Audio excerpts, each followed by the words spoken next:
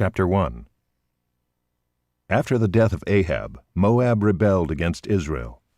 Now Ahaziah fell through the lattice in his upper chamber in Samaria and lay sick. So he sent messengers telling them, "Go, inquire of Beelzebub, the god of Ekron, whether I shall recover from this sickness." But the angel of the Lord said to Elijah the Tishbite, "Arise, go up to meet the messenger of the king of Samaria, and say to them, Is it because there is no God in Israel that you are going to inquire of Beelzebub, the god of Ekron? Now therefore thus says the Lord, You shall not come down from the bed to which you have gone up, but you shall surely die." So Elijah went. The messengers returned to the king, and he said to them, "Why have you returned?" And they said to him, "There came a man to meet us, and said to us, Go back to the king who sent you, and say to him, Thus says the Lord, Is it because there is no God in Israel that you are sending to inquire of Beelzebub, the god of Ekron? Therefore you shall not come down from the bed to which you have gone up, but you shall surely die." He said to them, "What kind of man was he who came to meet you and told you these things?" They answered him, "He wore a garment of hair with a belt of leather about his waist." And he said, "It is Elijah the Tishbite." Then the king sent to him a captain of 50 men with his 50. He went up to Elijah, who was sitting on the top of a hill, and said to him, "O man of God, the king says, Come down." But Elijah answered the captain of 50, "If I am a man of God, let fire come down from heaven and consume you and your 50. Then fire came down from heaven and consumed him and his 50. Again the king sent to him another captain of 50 men with his 50. And he answered and said to him, "O man of God, this is the king's order. Come down quickly." But Elijah answered them, "If I am a man of God, let fire come down from heaven and consume you and your 50.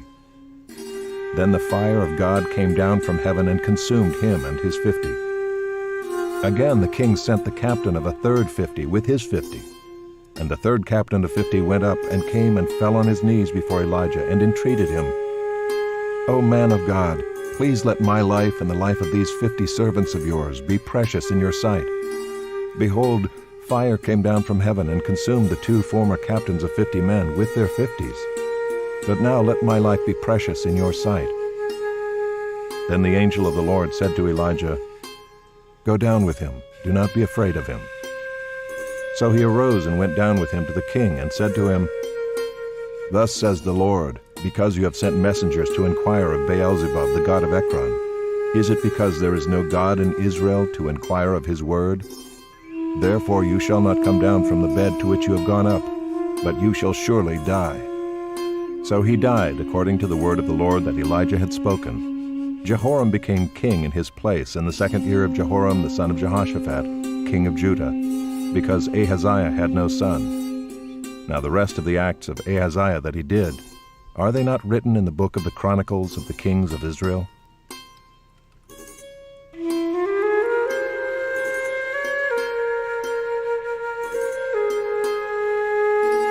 Chapter 2. Now when the Lord was about to take Elijah up to heaven by a whirlwind, Elijah and Elisha were on their way from Gilgal. And Elijah said to Elisha, "Please stay here, for the Lord has sent me as far as Bethel." But Elisha said, "As the Lord lives and as you yourself live, I will not leave you." So they went down to Bethel. And the sons of the prophets who were in Bethel came out to Elisha and said to him, "Do you know that today the Lord will take away your master from over you?" And he said, "Yes, I know it. Keep quiet." Elijah said to him, "Elisha, please stay here, for the Lord has sent me to Jericho." But he said, "As the Lord lives and as you yourself live, I will not leave you." So they came to Jericho. The sons of the prophets who were at Jericho drew near to Elisha and said to him, "Do you know that today the Lord will take away your master from over you?" And he answered, "Yes, I know it. Keep quiet." Then Elijah said to him, "Please stay here, for the Lord has sent me to the Jordan." But he said, "As the Lord lives and as you yourself live, I will not leave you." So the 2 of them went on. 50 men of the sons of the prophets also went and stood at some distance from them, as they both were standing by the Jordan. Then Elijah took his cloak and rolled it up and struck the water, and the water was parted to the one side and to the other, till the two of them could go over on dry ground.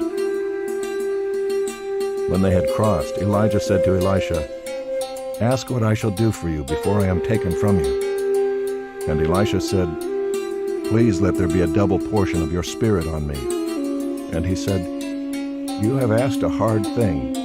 Yet if you see me as I am being taken from you, it shall be so for you. But if you do not see me, it shall not be so." And as they still went on and talked, behold, chariots of fire and horses of fire separated the two of them. And Elijah went up by a whirlwind into heaven. And Elisha saw it, and he cried, my father, the chariots of Israel and its horsemen." And he saw him no more. Then he took hold of his own clothes and tore them in two pieces. And he took up the cloak of Elijah that had fallen from him, and went back and stood on the bank of the Jordan. Then he took the cloak of Elijah that had fallen from him, and struck the water, saying, "Where is the Lord, the God of Elijah?" And when he had struck the water was parted to the one side and to the other, and Elisha went over. Now when the sons of the prophets who were at Jericho saw him opposite them, they said, "The spirit of Elijah rests on Elisha."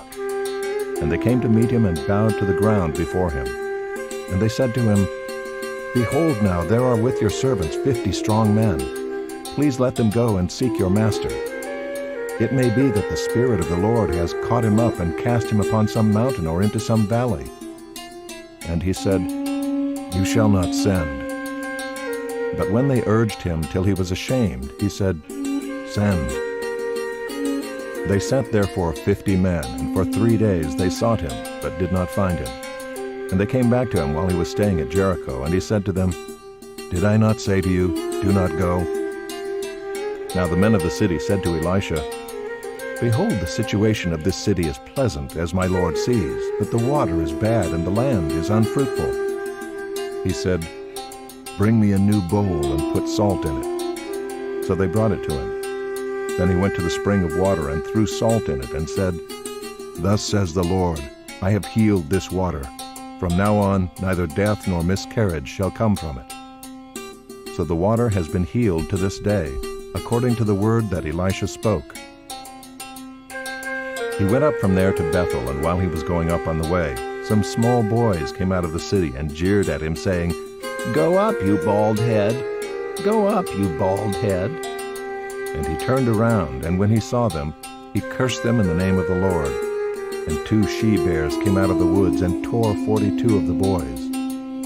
From there he went on to Mount Carmel, and from there he returned to Samaria.